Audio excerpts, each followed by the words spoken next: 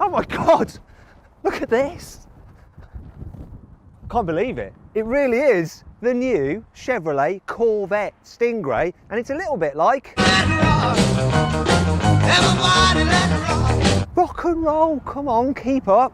Rock and roll was started in the 1950s. The first Chevrolet Corvette was released in the 1950s. They're both as American as apple pie. Anyway, so this Corvette is in its 8th generation, and for the first time ever, they've done something radical. They've moved the engine from the front to the middle, so it's like a proper supercar. It doesn't have a supercar price though. In the US of A, it costs $62,000, which works out to less than £50,000, so it's cheaper to buy than a Mercedes A45S for a mid-engine supercar. God bless America. Unfortunately, we can't get them in the UK. They'll probably come in a year or two. Until then though, you can actually get them in the UK if you visit a dealership called Clive Sutton. They're the people that have lent us this car, and if you follow the link in the description, you can go check out their website. Thank you, Clive. Looking forward to reviewing this. Let's start off this video by talking about the design, and the one thing that I don't like about the look of this car, there's only one, it's this, the Stingray badge on the back. Just seems a bit tacky. The rest of it I love though, especially the fact that you can peer through that screen and see the big V8. I like the shape of this rear screen actually, and the fact you've got vents there to help cool the engine. Spoiler's good, back end's really smart. It looks a little bit like a transformer to me. The shape of the tail lights, which are LEDs by the way, it's got that kind of transformery look, hasn't it?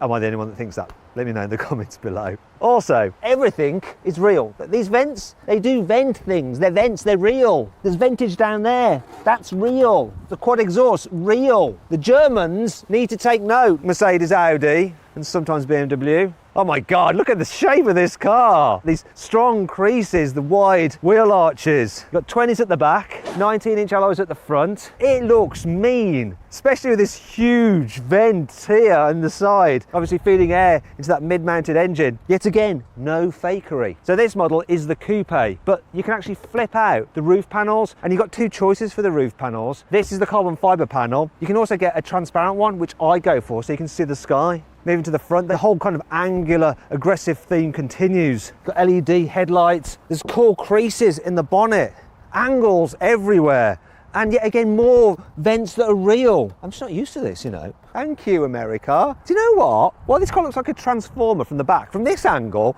I'm now seeing a Ferrari 360 that's been drawn with a ruler. Can you see that? Anyway, let's check it out on the inside. I love the look of it. You can get 12 different paint colours, but I really like this red. Nope, remember Matt? It's a USA car, so it's left-hand drive. Got to get in on this side. I like the door handles, just a button underneath here. Let's get in, check it out. Now, as a British person, I feel compelled to criticise this American car's interior build quality, because after all, they can't put things together properly over there because they don't have a monarch. Yeah, we haven't forgiven them for that tea party in Boston. If I'm being honest, it's actually really good in here.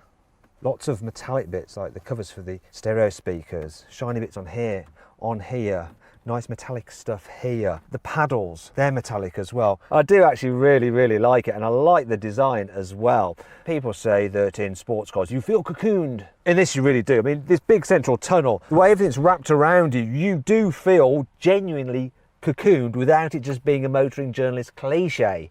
I like the steering wheel as well, or shall I call it a steering square. The column is electrically operated as well. Premiumness. Now I should point out that this particular car is the range-topping LT3, so it adds stuff such as Alcantara headlining, leather on the dash, which is lovely, and these glorious electrically adjustable sport seats. It's obviously very expensive, isn't it?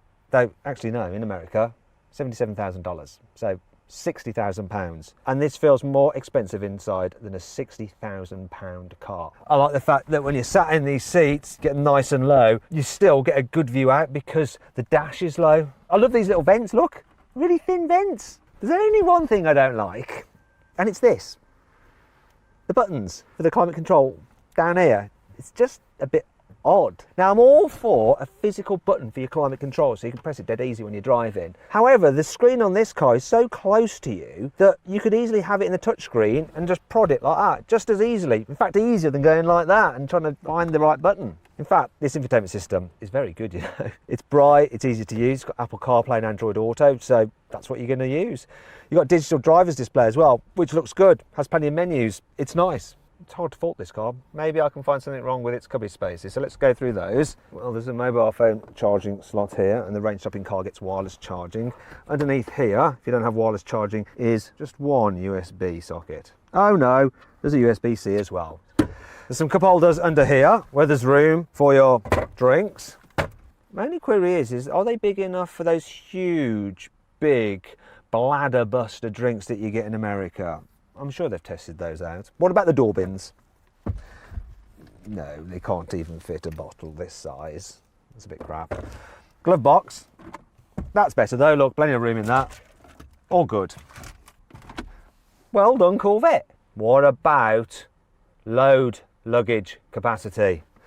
Right, I bet we're going to fail here. Oh look, this is how you open the door. You press this button here.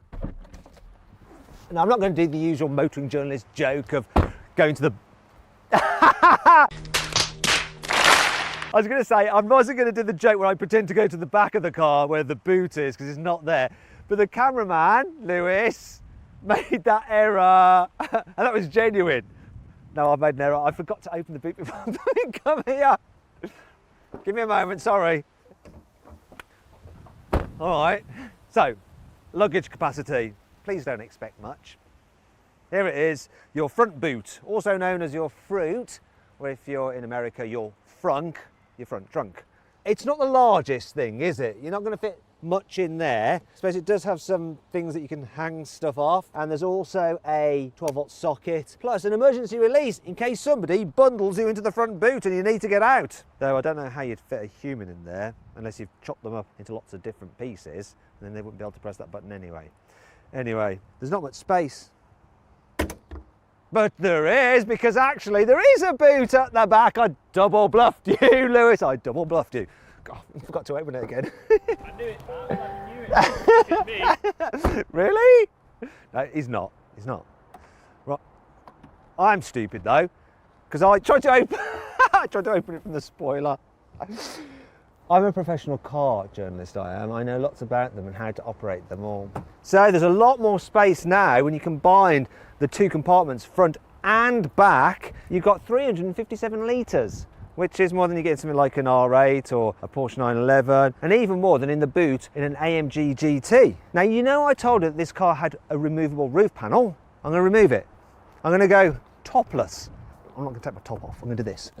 I unclip this bit, and then I unclip this bit. I'm not used to manual labour, me. And I'll press a button here, and then I'll do my best to lift it without dropping it. Come on, don't drop it. Do not drop it. It's carbon fibre, Matthew. Oh God, this is heavy. Oh, it's not. It's because I was holding it away from my body. I'm not that weak. Right. Come on. Then you gingerly put it in there because it's going to be expensive to replace. I've got to ship one all the way from America. Try and find the locating lugs. Yes. Yes. And there we go. It's secured in there. But now you really do have a lot less luggage space. And that brings on to 5 annoying things about the new Corvette. If your battery dies and you can't open the doors because they have an electrically operated catch, don't worry, because there is a manual override, and when you're on the outside of the car, you can open the car using a key up in there. That's elegant. What's not so elegant though is the one for if you're inside the car, because the releases are these big pieces of plastic which just look a bit horrible in the footwell. In Europe, we need a front number plate, and so there's this plinth that fits onto the front of the car. It looks horrible, really, doesn't it? Now, in some places in America, they don't need a front number plate, and that is replaced by this panel here, which is more angular and jagged and will just look better. In fact, here's a cutaway of what it would look like without that there. It's nicer, isn't it? The stalks for the door mirrors aren't actually the same length. It's weird. Maybe if you're American, you can tell me in the comments below why that might be. The 12-volt socket inside the cabin is hidden away under here. Yeah, it's there. Why? Why is it there? The Corvette is an absolute bargain in America. Not so much here though. You see, after you've factored in shipping costs, import duties, tax, and all that kind of stuff, it pretty much doubles the price. This one here, with all the options on it, top of the range, £132,000. Now for that, you could get a really nice Porsche 911 Carrera 4S fully kitted out. In fact, if you want to see my review of such a car, click on the pop-out banner up there to go watch it now. Don't worry, there's still plenty to like about this car. Here's the CarWow 5 core features. This car gets loads of standard equipment. For instance, it's got a heads-up display and lots of cameras to help you see around the car for parking and stuff like that, which is great. And if you're worried about being able to see in that rear view mirror out that tiny back window, look, there's a camera feed as well, so you can always see behind you. The fruit tub and the boot tub, plus parts of the dash, are made out of a lightweight fiberglass material called Float. And it's named that because it's so light that it floats on water. It all helps keep the weight down on this car. In fact, it weighs just over 1.5 tonnes, which isn't too bad really. You can get a nose lift for this car, and it raises the car by 40 millimeters at the front in just 2.8 seconds. It's very quick. And you can operate it while you're driving at speeds of up to 24 miles an hour. You can actually link it to the satellite navigation system, and it will remember 1,000 different locations. So as you're driving along, it'll automatically lift the nose, or as you're pulling up to your driveway, if it's steep, it will know that you're there and lift the nose. Brilliant. This glass screen is actually cantilevered, so you get this gap here, and it allows hot air to vent from the engine bay. And check this out, right? Look, the boot has soft close. The car has a feature called Performance Data Recorder, which is really cool. When you're on track, you can use it to time your lap. But better than that, you also use the forward-facing camera to record your lap as you're going round. And you can change the graphics that you have on there, and then you can save it on an SD card and then upload it to your computer. When you're on the road, you can actually switch that over to a dash cam, so if you have an accident, you can use it in a court of law. Finally, we come to the reason why we're all here. It's this mid-mounted 6.2 litre naturally aspirated V8, which is rather nicely presented here and surrounded by some carbon fibre. So this drives the rear wheels, and it puts out 490 horsepower and 630 newton meters of torque. However, this particular car is fitted with the Z51 pack, which gives you better cooling and a freer flowing exhaust, and that increases the power to 495 horsepower and 637 newton meters of torque. It also means that you get an even nicer sound from the exhaust. So let's hear it. Go on, start it up.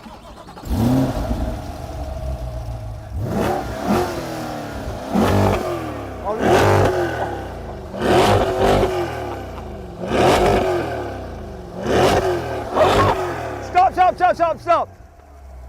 I tell you what, European turbocharged cars do not sound like this naturally aspirated, good old American V8. It's insane.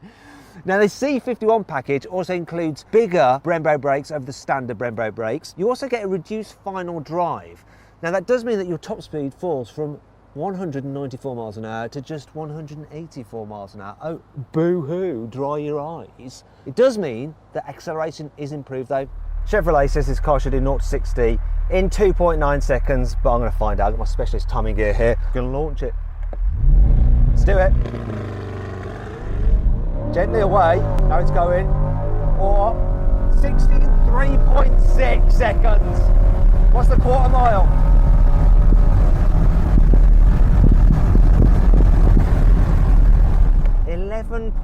.8 seconds. Thought it would go quicker. Kind of the opposite to the German cars, which seem to be subdued in noise and overperform. Let's try it again. Come on. That was a bit better. What are we going to get? Oh, can't see my seatbelt. I can't see what it is.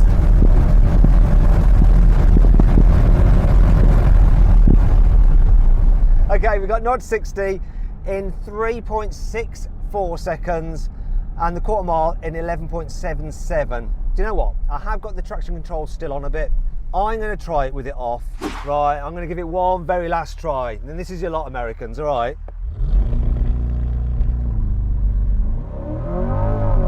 No excuses, that was a good launch. Got a good time. Better than before.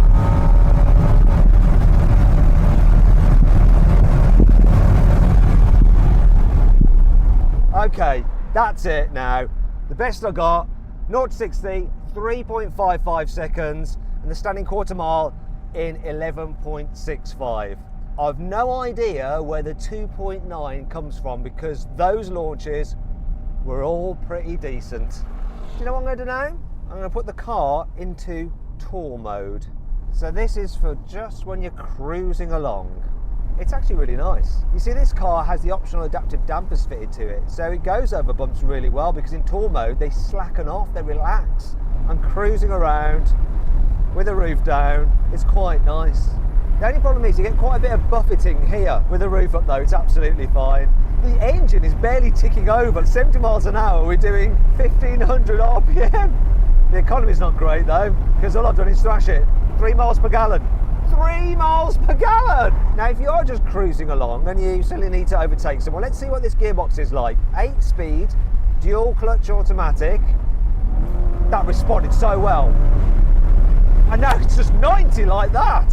Picked up so well. Nice gearbox. It's responsive, it's quick. Which brings you on to general everyday practicality, driving this car around town. Well actually, it's not too bad. I can see the corners of the car okay, and for parking those cameras are great. It's quite manoeuvrable as well. The turning circles are all right for a sports car such as this. Easily live with this thing every day. I like it. Now let's see what this car's like on a twisty road, because after all, American cars don't like corners, do they? Or is that just another British cliche? After all, this has got a mid-mounted engine, which does help the balance. Oh, and it grips. And the steering's really quick. It's actually quite agile, good at changing direction. And doesn't get flustered either. It won't suddenly spit you off. That makes it easy to drive relatively quickly. Or as quick as you dare.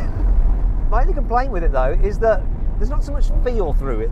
You can't tell exactly how much grip the front wheels have got. I'm starting to push wide there. Oh, that throttle response is so good. Once you're coming out of a corner, it just leaps forward. One thing I'm not so keen on though, the brakes. They've got enough power, it's just that the pedal has quite a lot of travel before it does anything. It seems a bit squidgy. There it is, it's squidgy. So it's a long old travel. They work really well at stopping you, but there's just quite a lot of squidge in them. It's a bit of a shame. Other than that though, I'm really impressed with the way this thing drives. It's quick, not quite as quick as the numbers suggest, and it sounds great. It's comfortable, it handles well. I think it's a real result, and for what you can get it for in America, an absolute bargain.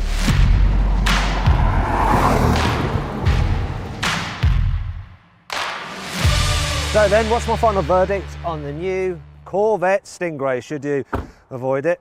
Should you consider it? Should you shortlist it? Or should you just go right ahead and buy it? Well, I reckon if you live in America, just go right ahead and buy it. It's an absolute bargain. Here in the UK though, you should just consider it. You see, the starting price from Clive Sutton is £95,000, which is quite a lot of money, but you may be willing to pay that if you want a sports car that really no one else in the UK has. Now if you want to see more videos, click there. Also, if you want to, click on that box there to download the Car Wow newsletter. So what we'll do with that is we'll send you an email with all our latest stories which are on our website. So when we can't actually give you some information on new cars through video, we can do it